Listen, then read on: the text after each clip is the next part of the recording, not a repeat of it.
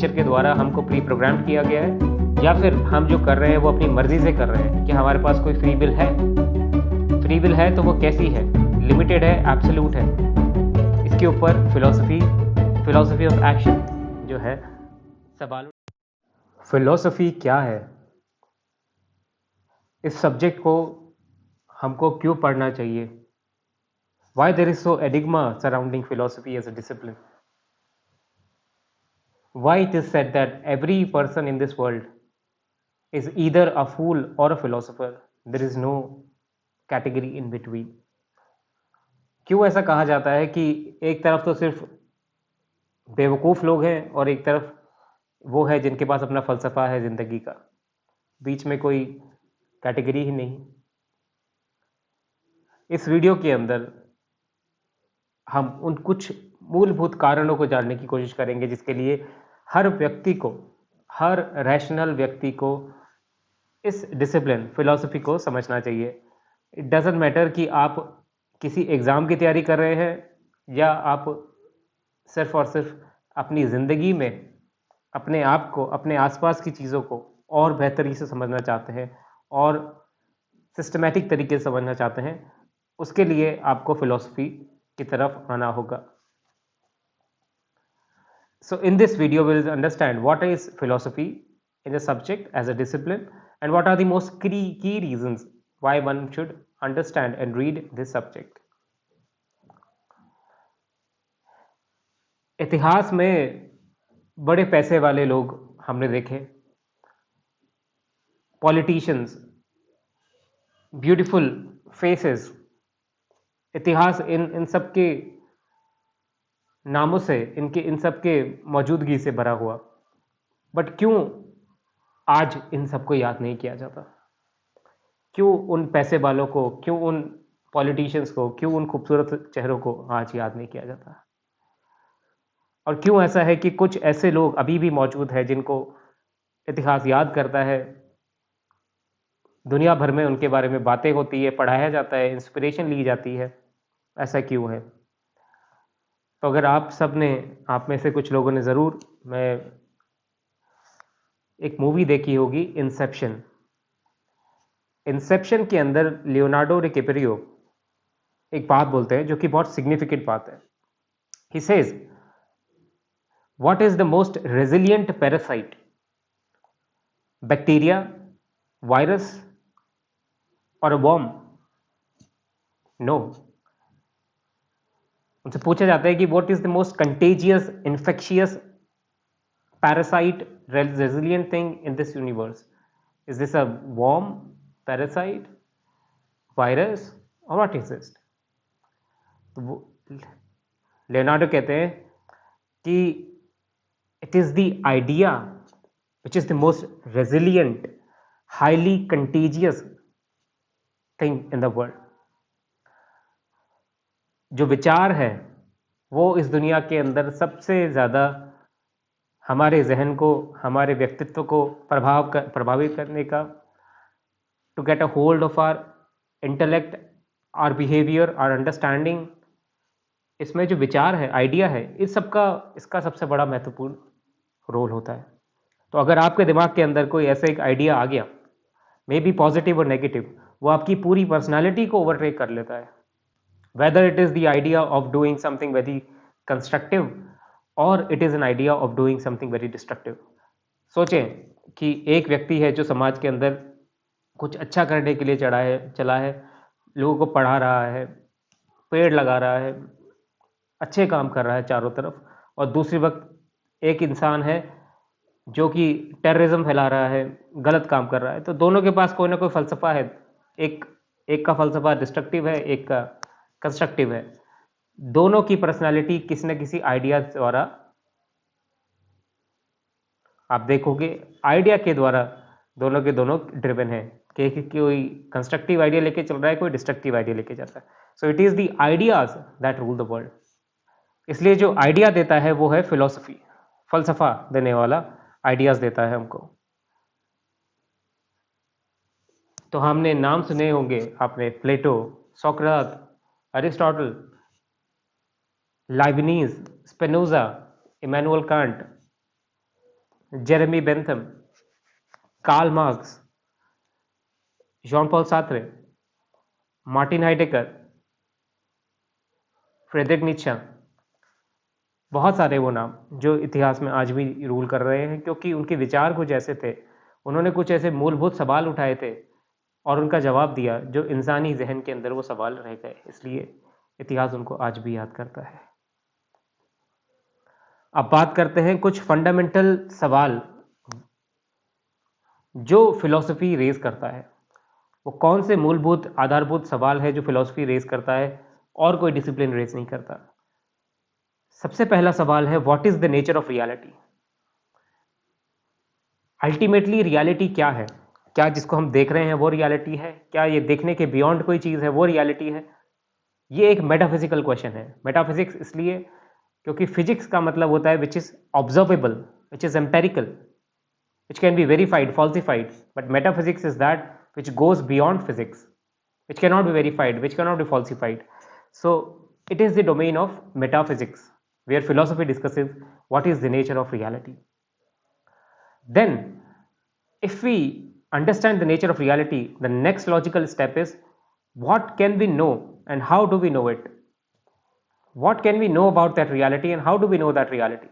This is called the epistemological question, the question regarding the knowledge of reality. Again, very fundamental question of philosophy. Third question, does God exist? Does any supreme power exist? This is a fundamental question in philosophy of religion.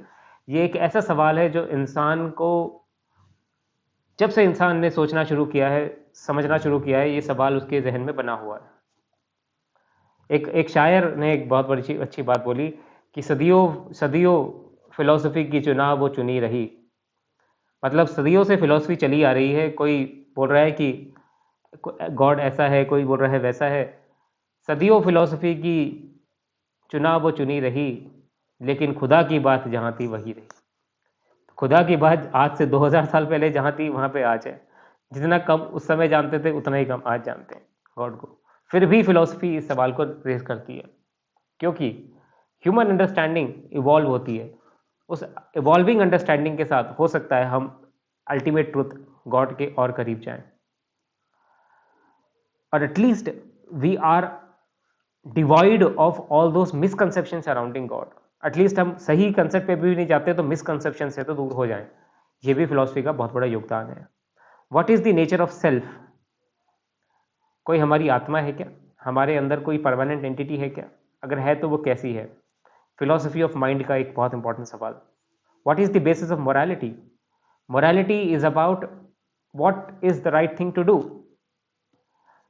and deciding what is the right thing to do is again a very difficult task, because people can say that this is right, this is wrong, depending on their own personal biases, selfish considerations. So how do we come at a very objective view of what is morality? So this is dealt by another branch of philosophy, which is ethics. What is the meaning of life? ये एक ऐसा सवाल है जो शायद हम सब रात को सोते हुए जरूर एक ना एक बार ये सवाल हमारे पास आ जाता है कि what is the meaning of life?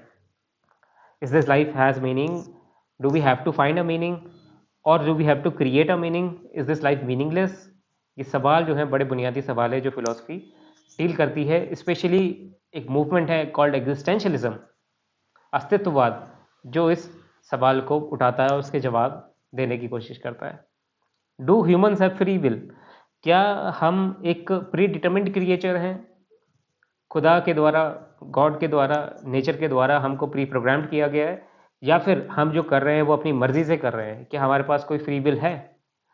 Free will है तो वो कैसी है? लिमिटेड है, एब्सोल्यूट है?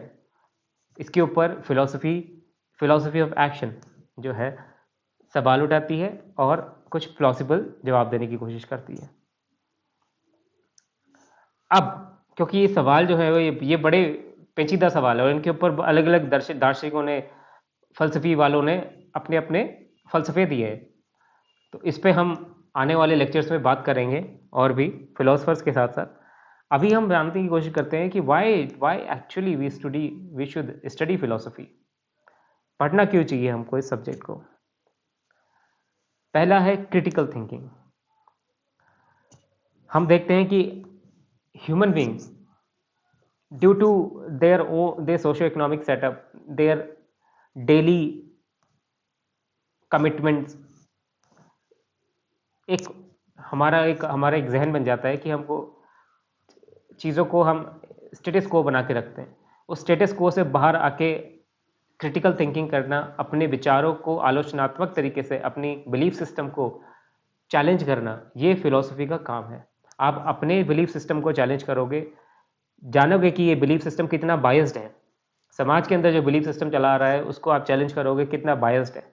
सो लॉजिक के बेसिस पे, ऑब्जेक्टिव थिंकिंग के बेसिस पे आप चीज़ों को एनालाइज करोगे, उनके अंदर कोई लॉजिकल फैलेसीज है वो जानने की कोशिश करोगे। तो this is all about a logical problem solving ability that philosophy develops in you. So this is the most important reason why one should study philosophy. Also, to understand foundational concepts, fundamental ideas regarding what is truth, what is reality, what is morality, deeper insights into even the other discipline, you have to understand philosophy. Philosophy is known as the mother of all disciplines. आज हम physics की बात करते हैं तो physics जो है वो नेचुरल फिलोसफी से निकला। आज हम साइकोलॉजी की बात करते हैं तो फिलोसफी ऑफ माइंड से साइकोलॉजी निकली है। और भी डिसिप्लिन है, सबके अगर जो रूट्स हैं वो फिलोसफी के अंदर है। तो फाउंडेशनल कॉन्सेप्ट्स आपको समझने हैं तो you have to understand philosophy. Ethical reasoning, again there are different moral dilemmas in your life. कई सारी नैतिक दुविधाएं आती हैं। उन नैतिक दुविधाओं को कैसे हम लॉजिकली, ऑब्जेक्टिवली रिजॉल्व करें? क्या उसके लिए कोई प्री डिटरमाइंड फ्रेमवर्क है क्या, जिसके तहत हम एक ऑब्जेक्टिव थिंकिंग पे आ सकते हैं, ऑब्जेक्टिव आंसर के ऊपर पहुंच सकते हैं और एक एक्शन ले सकते हैं? ये इस चीज़ में हमारी फिलॉसफी बहुत मदद करता है। आज तक जो फलसफे देने वाले फिलोसफर्स जो हैं, उन्होंने जो डिफरेंट थियरीज दी है, डिफरेंट कॉन्सेप्ट्स दी हैं एथिकल रीजनिंग के, हम उनका इस्तेमाल करके एक बेहतर अंडरस्टैंडिंग पे आ सकते हैं regarding our ethical reasoning. So this is very important reason why one should study philosophy. Again, clarity of expression. इस दुनिया के अंदर लोगों के पास इंफॉर्मेशन बहुत है ना। इंफॉर्मेशन एक्सप्लोजन के दौर में है हम। चारों तरफ से सूचना का विस्फोट हो रहा है। कहीं से सोशल मीडिया से ये इंफॉर्मेशन आई, कहीं से कोई डेटा आया, कुछ पता चला, किसने कुछ बोला। क्लैरिटी नहीं है, क्लाउडेड है थिंकिंग। क्लाउडेड थिंकिंग है, क्लटर्ड थिंकिंग है। तो क्लटर्ड थिंकिंग के अंदर क्लियर एक्सप्रेशन कैसे हो सकता है? जैसा मेंटल स्टेट होगा वैसा ही वर्बल स्टेट होगा। अगर mentally if you are clear, then verbally you will be very very clear. So mental clarity के लिए philosophy is absolutely important, and once you attain clarity at the level of your mind, your expression will also be more clear. And definitely clear expressions are more coherent, they are impactful, and that's why philosophy helps you here. You need to understand philosophy, read philosophy for this reason as well. Broadening your worldview. The people who are especially from the technical background, who are very much into one subject which is technical in nature, it might have very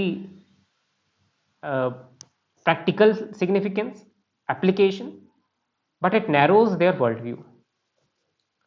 उनका जो दुनिया को देखने का नजरिया है बड़ा ही narrow tunnel view हो जाता है, स्पेसिफिक व्यू हो जाता है। तो हम बहुत सारी चीज़ें ऐसी हैं जिनको अप्रिशिएट नहीं कर सकते लाइफ के अंदर। Culture, politics, religion, life itself, the problems of life, the questions of life, इन सब चीज़ों को हम अप्रिशिएट ही नहीं कर पाते। क्यों? क्योंकि हमारा लाइफ जो है बड़ी नैरो माइंडेड हो गई है। पैसा कमाना है, ये पर्टिकुलर जो मुझे इनोवेशन करना है, ये करना है, मुझे मल्टी डॉलर एंटरप्राइज बनानी है। जिंदगी को तो आप भूल गए। तो ये इस फिलॉसफी जो है वो आपके व्यू को और ब्रॉडर करता है, आपके जहन को और विस्तार देता है। सेल्फ अवेयरनेस, क्योंकि फिलॉसफी के अंदर व्यक्ति इंट्रोस्पेक्शन करता है, एग्जामिनेशन करता है अपने व्यूज को, तो अपने बारे में और ज़्यादा उसकी अंडरस्टैंडिंग डेवलप होती है। Philosophy, introspection gives you more and more awareness of yourself, greater clarity of your own personality. Hence, this is one of the important reasons why one should study philosophy in order to understand oneself. Intellectual curiosity. We have from our childhood a lot of curiosities. We have a lot of questions and very basic ones. Still, we have not got any answer to that. How do we get to some objective, feasible, logical answer? Philosophy is the way out. Hence, to satisfy your intellectual curiosity, you need to go to philosophy. कोई philosopher होगा, उसकी theory regarding space and time, उसके regarding theory regarding the nature of self, personal identity, God, वो आपकी intellectual curiosity को satisfy करेगा. Foundation for other fields. हमने बताया कि फिलॉसफी जो है वो रूट है सारे सब्जेक्ट्स का. तो अगर आपको पॉलिटिक्स समझनी है, साइकोलॉजी समझनी है, साइंसेस को समझना है, तो you have to go into philosophy first. हम अरिस्टोटल को पढ़ते हैं तो हमको पता लगता है कि अरिस्टोटल की जो साइंसेस थी उससे बहुत सारी साइंसेस आज बनी है. अगर फिलॉसफी अरिस्टोटल के टाइम पे नहीं डेवलप हुई होती तो शायद वो साइंसेस जो डेवलप हुई वो नहीं हो पाती बाद में. न्यूटन जब अपनी किताब लिखते हैं तो वो किताब का नाम देते हैं प्रिंसिपल्स ऑफ नेचुरल फिलोसफी, जो कि फिजिक्स की एक बहुत इंपॉर्टेंट किताब है. तो फिजिक्स को बोलते हैं natural philosophy. Hence it sets the foundation for other fields as well. Finally, if you want to debate, discuss any topic, philosophy gives you utmost information, clarity, and precision to make your argument stand apart, to make your argument impactful, to make your argument present in a coherent fashion. Hence, this is one of the more reason to study philosophy in order to improve your articulation, your ability to actually